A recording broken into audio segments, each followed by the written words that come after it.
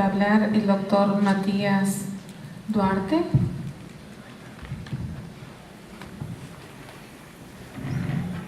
Buenos días a todos y todas.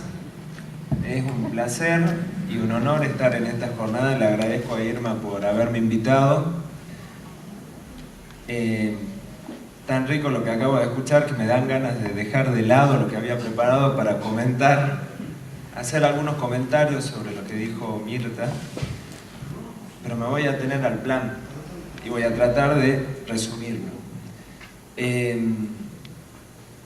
La consigna de esta mesa era la palabra como garantía de derechos. Entonces, a la hora de preparar esta breve charla que vamos a tener, pensaba cómo conectar nuestra profesión, la abogacía, ¿no?, con la actividad que tienen los psicólogos, las psicólogas y lo que sucede en los juicios de lesa humanidad. Y se me ocurrió hablar sobre el derecho que tienen las víctimas y los familiares de crímenes de lesa humanidad a participar en los procesos judiciales que se sustancian para esclarecer esos hechos y condenar a los culpables. Y de allí que se me vino una primera referencia en mi cabeza, que es la palabra víctima. Para manejar el mismo lenguaje, sé que este auditorio está mucho más calificado que un abogado para precisar los contornos de este concepto.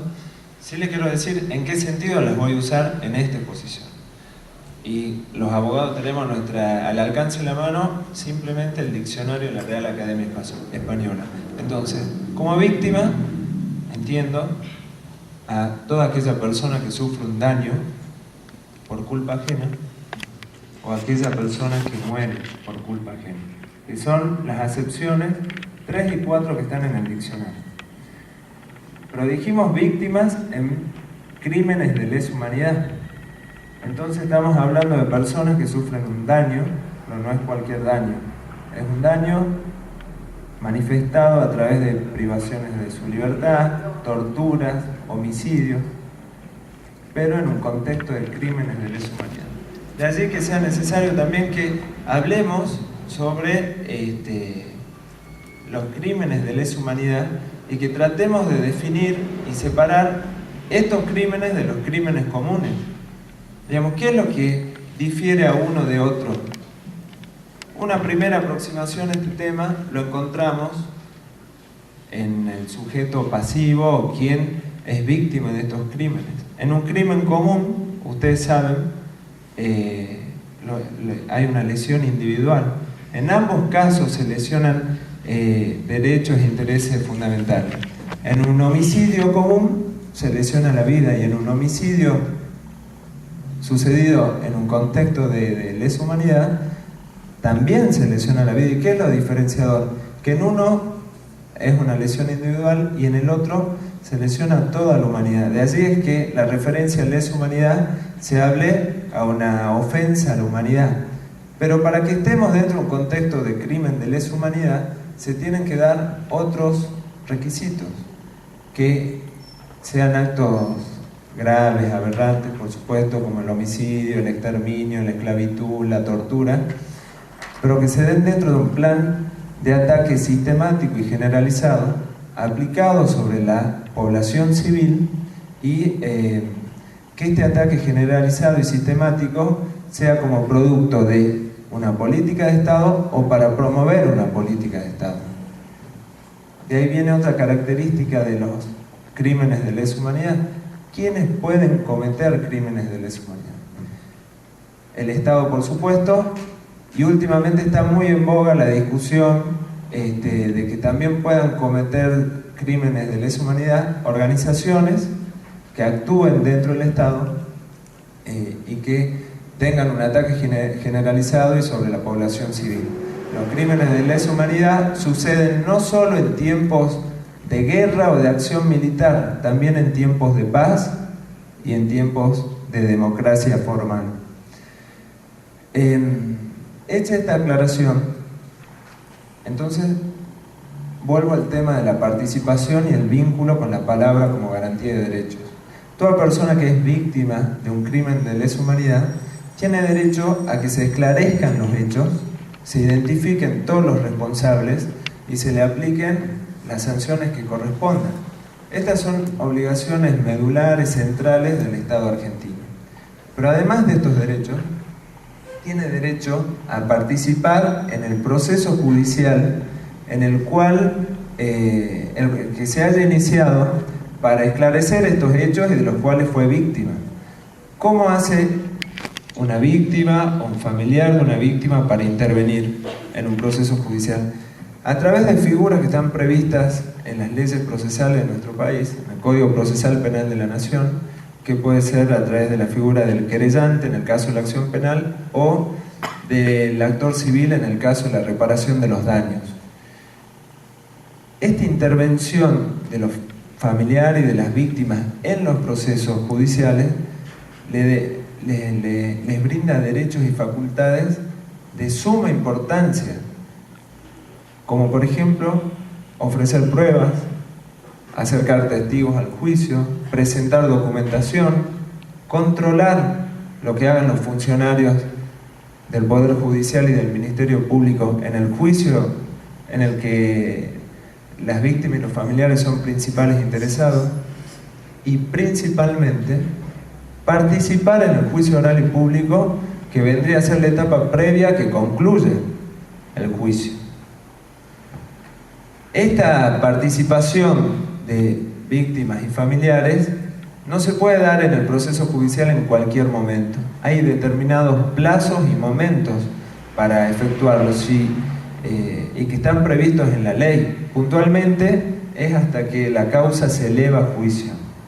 Si previo a ello las víctimas y los familiares no se constituyeron como querellantes o actores civiles, luego no van a poder participar en el juicio oral y público.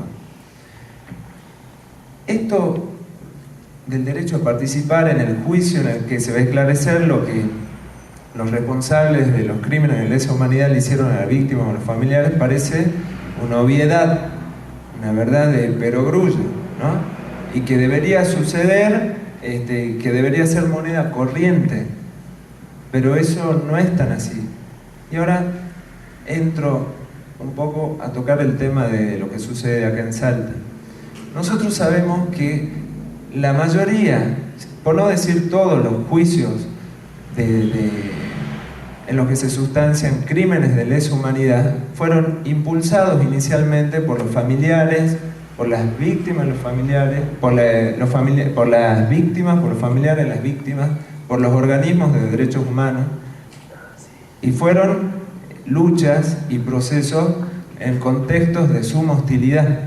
Si nosotros nos retrotraemos 15, 20 años atrás, esta conclusión es muy simple. Luego, a partir de esa lucha, lograron que el poder político se comprometa, tome posiciones marcadas al respecto, y a partir del 2003 el Estado haga un acompañamiento y una declaración en términos formales a estos tipos de procesos. Pero esto que debería ser tan simple como garantizar que la participación de las víctimas y los familiares de víctimas se manifieste en los procesos judiciales, no ocurre en la realidad.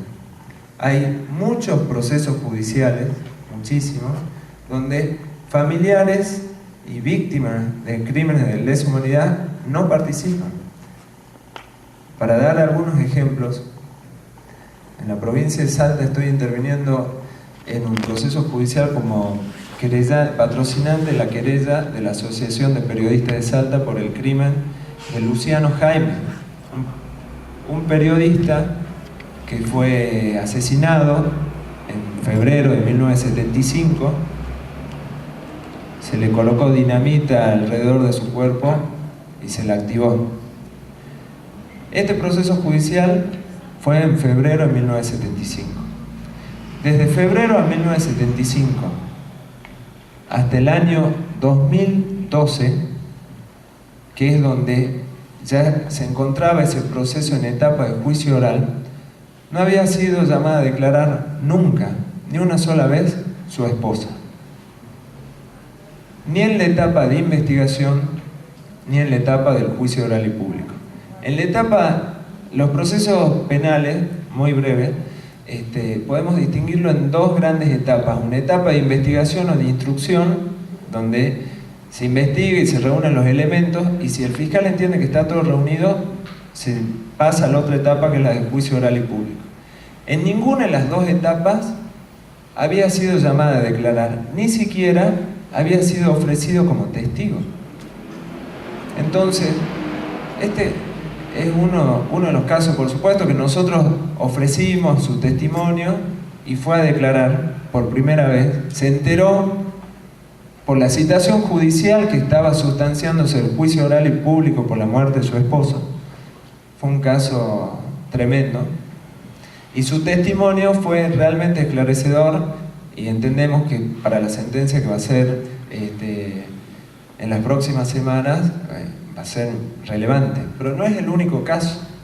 Hay otros casos, como el del doctor Pedro Urueña, de Tartagal, o el de la familia Felipe Burgos, donde algunos se enteraron por los medios de comunicación que había un juicio oral y público por la muerte de sus esposas y sus padres, y otros cuando recibieron la primera citación,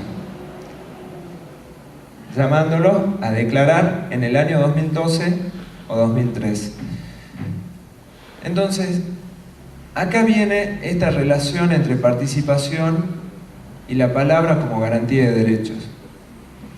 ¿Cómo es posible, ¿no?, que se garanticen derechos si en los procesos penales donde se deben esclarecer los crímenes de lesa humanidad, los familiares y las víctimas no tienen el lugar adecuado para manifestar su palabra? Son procesos penales donde la palabra de víctimas y familiares no son escuchadas. Yo quiero decir que hay muchos casos, y puntualmente en Salta tengo el placer de conocer a muchos familiares que llevan adelante una lucha muy importante en esta materia, ¿no? Recién estaba Nora Leonar, Cristina Cobos, está Fernando Pequeño Rabón, o sea, hay mucha gente comprometida con este asunto, pero lamentablemente esto que nosotros naturalizamos dentro de los juicios orales y públicos por crímenes de lesa humanidad, estamos descuidando la participación, garantizar la participación de las víctimas y familiares. Ustedes sabrán mejor que yo que en realidad hay como un preconcepto en esto de que la gente dice, bueno, el principal interesado debería ser la víctima o el familiar en tratar de impulsar el juicio. Pero bueno, ustedes saben que cada uno procesa las cosas de acuerdo a su modo y de acuerdo a sus tiempos, como comentó recién en el caso Mirta.